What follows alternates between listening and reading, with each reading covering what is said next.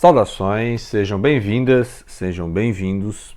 Vamos para a dica de leituras, literatura africana em língua portuguesa. Então, dois autores africanos que escrevem em língua portuguesa. Nós já falamos aqui no canal do Agualusa e do Mia Couto, né?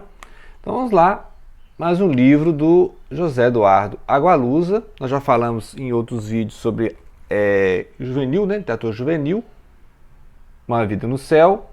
Tem aqui outro infanto juvenil, né? Ele gosta muito de escrever para jovens, né? Então esse aqui é para terceiro ciclo, ali primeiro e segundo ciclo, geralmente sobre causos africanos, lendas africanas, mitos, né?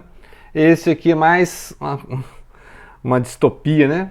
Então eu já comentei sobre esse livro, mas hoje nós vamos falar do Vendedor de Passados, né? Vendedor de Passados, que tem um interessante... são vários capítulos, né? São vários capítulos pequenos, alguns bem pequenos mesmo, em que o ponto de vista muda, né? Várias perspectivas. Por quê? Porque nós temos um narrador, às vezes, que é até uma lagartixa, né? Uma osga, que está aqui na capa. Muitas vezes a lagartixa também está narrando a história, né? Então nós temos aqui o Félix Ventura, que é um rapaz, né? Assim como o pai também, né? Mexia com papelada, papéis, né? Burocracias, tipo um cartório, né? E aí ele falsifica documentos para quem quer fazer uma nova genealogia. Então ele fabrica um passado, né? Muitas vezes a pessoa é um português, mas ele quer passar por um angolano, né? Alguma coisa assim. E ele vai fazer essa papelada pro cara, né? Claro que o cara vai soltar muita grana, etc, né? E aí tem a lagartixa que vai observando esses movimentos na casa. Tem outras narrações de primeira pessoa que eu imagino que seja do Félix, né? Ou seja, então nós estamos em plena leitura. Essa é uma dica de leitura, né? Depois nós vamos comentar o livro, o enredo, né? Mas eu já estou gostando aqui.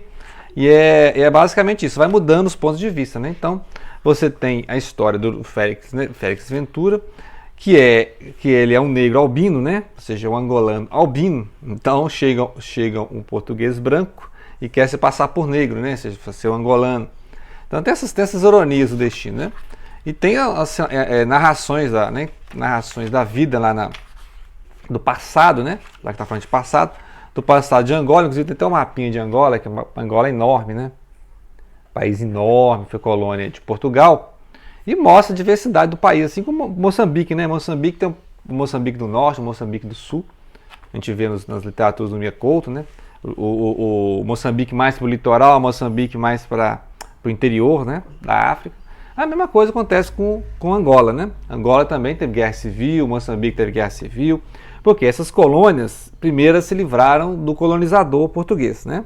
Se livraram dos portugueses, mas aí, quem vai governar? Aí eles entraram em guerra civil para decidir qual grupo político, né, vai governar. Então eles se uniram para tirar os colonizadores, mas depois não chegaram no acordo para quem vai governar.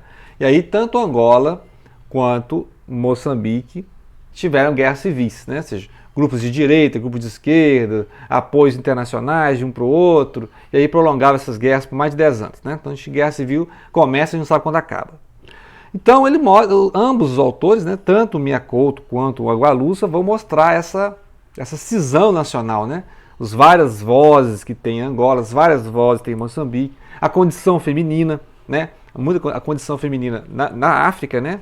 Ou seja, a África não é um lugar assim de igualdade de gênero, né? Muito pelo contrário, né? A força do patriarcado, as religiões lá de opressão à mulher, etc. Então, tudo isso na literatura. E o interessante é como é narrado, né? Muitas vezes o interessante é a própria literatura, né? Ou seja, é claro que tem a denúncia, tem a história, tem as questões coloniais, mas o mais interessante mesmo desses autores é a literatura, é a poesia, né? Tanto o Agualusa quanto o Mia Couto e também lá em Portugal o Walter Ugumãe usam muito a poesia na escrita, né? Então, assim, é uma prosa bem poética, né? Tá na moda mesmo fazer uma prosa, muitas vezes interessa mais a prosa, né? E inusitado da coisa, imagina, trechos em que você tem uma lagartixa, uma osga, narrando a história, né? Então ela vai descrevendo os humanos, vai mostrando as leituras do Félix Ventura, né? Eles vão ler os clássicos franceses, Valeste de Queiroz, claro, né? Não pode faltar Valeste de Queiroz. E os trechos de sonhos, né? Interessantes. Quem está sonhando, né? A Osga ou o Ventura, né? Então os trechos assim, que eu não sei quem está narrando a história, falar a verdade. Mas são uns trechos interessantes, né? Atravesso as ruas de uma cidade alheia, esgueirando-me por entre a multidão. Passam por mim pessoas de todas as raças, de todas as crenças, de todos os sexos. Homens de negro, óculos escuros, segurando pastas. Monges budistas rindo muito, alegres como laranjas. Mulheres diáfanas. Gordas matronas com carrinhos de compras. Adolescentes magras com patins, breves aves esgueirando-se entre a multidão. Meninos em fila indiana, com fardas escolares. De trás segurando a mão do que vai na frente. Na frente de todos uma professora, atrás de todos outra professora. Árabes. Carecas passando pela trela de cães assassinos, polícias, ladrões, intelectuais absortos, operários em fato, macaco. Ninguém me vê, ninguém sequer japonês, os grupos em máquinas de filmar e olhos estreitos, atentos a tudo. É claro que tem aqui algumas palavras que é mais de uso do português Portugal e da África, né? E quando ele usa fato, pode ser uniforme, pode ser uma vestimenta, né? Um terno. Então tem uns trechos aqui que ele... E vai lembrando muito daquelas descrições que tem lá do Calvino, nas Cidades Invisíveis, né? Ele vai narrando assim, basicamente descrições, né? O Cidade Invisível tem muitas descrições. Tem outras palavras aqui. Fardas escolares, né? Ou seja, uniformes escolares, né? Então, fardas escolares. Então é interessante ler para ver como é que é o português de outros países, né? Eu acho interessante ler esses autores, né? Da África, que escrevem em português, mas não é o mesmo português nosso, né? Assim, do Brasil e tal. Não é o mesmo português de Portugal, né? Então é interessante como é que a colonização da África foi tardia, né? Assim, não é igual do Brasil, que tem 500 anos, né? Então vai mostrando a diferença de Angola do interior para Angola do litoral, né? Depois nós podemos comentar aqui a questão desses enredos, né? Então fica a dica do H-Luz, assim como, né? O outro autor, claro, Miyakoto, né, como já foi anunciado. Inclusive o H-Luz e Miyakoto já tem livro juntos, né? Tem uns livros de contos deles aí. Já publicaram recentemente, então eles sempre estão trocando figurinha, né? E este aqui também é um livro que tem pontos de vista diferentes, né? Ele gosta de fazer esses pontos de vista diferentes, igual na Terra Sonâmbula, né? Terra Sonâmbula você tem duas narrativas. Você tinha lá o menino e o velho andando na estrada, e eles acham cadernos, um diário, e aí você tem a narrativa do caderno diário, os cadernos do diários, né? Então aqui a mesma coisa, aqui você tem um problema na aldeia lá, né, de infestações lá de leões, leoas, etc.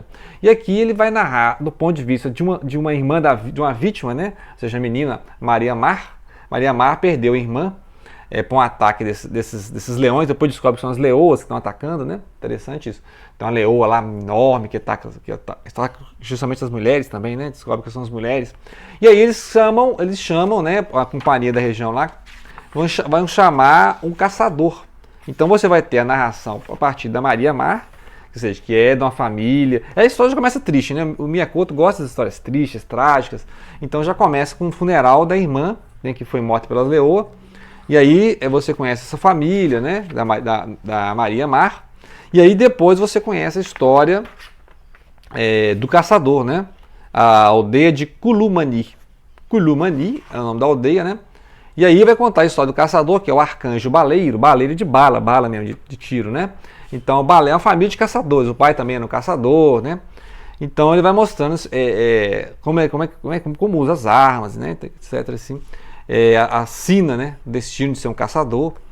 E aí depois você vai entendendo que em algum momento o arcanjo baleiro, né? Um arcanjo armado, ele ajudou a Maria Mar em algum momento no passado, né? A se livrar de alguns problemas lá com as polícias, uma coisa assim. Mas a história não é muito clara, você vai lendo para montar a história. Como são dois narradores, cada um está vendo de um ponto de vista, não tem aquele narrador do Balzac, do Flaubert, né? Não tem um narrador assim que vai falar, ó, aconteceu isso, não. Você vê a história do ponto de vista dela, aí você vê o ponto de vista dele, e aí você vai juntando a história. É você, leitor, que vai montando a história, certo? Ou seja, um livro que são várias perspectivas, você, leitor, é que vai fazer a história, né? Você vai compor, olha, ele falou isso, ela falou isso, sabe que é isso? E aí a mesma coisa, então o povo está preocupado com as leoas, né? Com a tragédia dessa infestação de leões. O pessoal acha que são os leões, né? Mas na verdade ela sabe, né? Então é que ela foge lá né? Quando está chegando os caçadores, ela foge da família, vai para o meio do rio, né? E aí lá ela vê a leoa bebendo água, então ela vê, então foi a leoa que matou minha irmã, né? Então tem um momento assim de epifania dela. E aí tem um caso do caçador, né? O caçador, um irmão parece que acidentalmente disparou no pai, que era um caçador também, né? Imagina, espingarda dentro de casa, né? Mas aí o caçador, né? narrador aqui, o arcanjo, é apaixonado pela cunhada, seja a mulher do irmão, né? Então tem uns negócios assim. Mas é interessante a linguagem, né? Impressionante a linguagem, a poesia que ele usa para escrever, né? É impressionante. Que muita gente acha que Mia Couto, né? O pessoal, como eu vejo alguns comentários assim, que Mia Couto é uma mulher negra africana, né? Então não imaginam que é um homem branco descendente português, né? Então ele tem a visão assim do colonizador, né? Um homem branco e tal. Mas pela escrita podia muito bem passar por uma mulher negra, né? Então é interessante como é que as pessoas confundem. Porque, por exemplo, a parte aqui que tem a voz da mulher, que é a Maria Mar, né? É bem poética, né?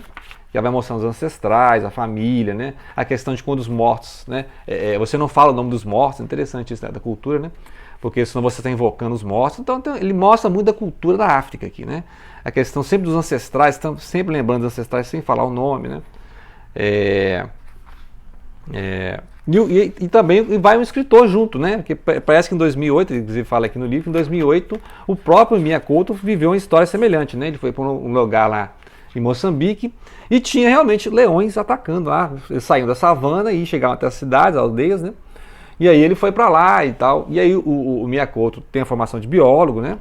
E aqui no caso ele é um escritor, né? Ou seja, o alter ego dele na história aqui é um escritor que vai acompanhando essas caçadas, né? Que aqui na verdade é como, né? É como o escritor chamado Gustavo Regalo, né? Gustavo Regalo seria o escritor que acompanha essas caçadas, né? Mas ele, o mais importante aqui é porque ele se inseriu na história para contar o que ele experimentou, né? Mas na história, na verdade, é a caçada, né? Ou seja, aí depois descobre, né? Vamos descobrir que as mulheres que estão morrendo, que é uma leoa que está atacando, né? Mas aí eles querem matar o leão, sobrou pro leão, né? Aí eles têm que matar o leão também. E aí vai mostrando que muitas vezes o caçador se expõe ao perigo como uma forma de penitência, né? Ele se sente culpado por desejar a mulher do irmão, né? O irmão está lá perturbado, que matou o pai, todas as questões trágicas, familiares. O Mia Couto parece que gosta desses temas trágicos, né? Mas eu gosto mais da literatura dele pela linguagem, né? Assim, eu não me prendo muito a histórias. Eu percebi que eu não é tão trágica que eu esqueço a história, mas eu guardo a linguagem, né? Eu percebo que esses autores modernos, o Agualusa, o Walter Ugumãe e o Mia Couto, tem uma história, tem um enredo, mas muitas vezes eu guardo a linguagem, né? Ou seja, como eles trabalham, a poética na linguagem, a poema em prosa, né? Então, assim, muitas vezes eu nem consigo entender a história ou resumir a história, né? Se é que tem uma história para resumir, né? Muitas vezes eles mesmos falam que escrevem pela escrita, escrevem pela linguagem, né? Então fica a dica. E aqui ele vai mostrando, interessante, né? Eu acho interessante nesses livros a alternância de narrador também, né? Então você tem a narração da Maria Mar, e aí você vai, Diário do Caçador, e aí vai ele contando a história de como eles estão fazendo para perseguir, né, caçar esses leões, né? E essa Culumane é tipo assim, é tipo uma Maconda, assim, uma aldeia lá, né, afastada de tudo, que tem seu próprio mundo fechado, né? Sempre tem esses microcosmos, né? Essas aldeias são microcosmos, igual Macondo, né? Macondo significa todo aquele problema lá da Colômbia. Aqui, essa Culumane. Culumane é uma aldeia em que é fechada, né? Você pode sair de lá pelo rio. A única forma de sair da aldeia é pelo rio, né? Coisas assim, umas coisas bizarras. E daí a gente vai adentrando aqui nessas considerações dos personagens, né? O que eles sofreram. E claro, as guerras, né? Todos eles voltaram mortos da guerra, que eles falam, né? Na verdade, até os sobreviventes estão mortos pela guerra. Ok? Então fica aí a dica do Mia Couto e do Agualusa, né? Dicas de literatura africana em língua portuguesa, né? Então, tô de olho no livro do Mia Couto, tem que achar mais livros do Mia Couto, né? Já li alguns, né? Tem vários livros dele, tá na minha lista, né? E aí vamos comentar depois com calma enredo, se há enredo, né? Se há enredo, que igual eu falei, vamos ler pela linguagem, né? Pelo trabalho linguístico, assim, de prosa poética que os dois autores fazem, né? Ok? Então, grato pela atenção, não deixem de compartilhar.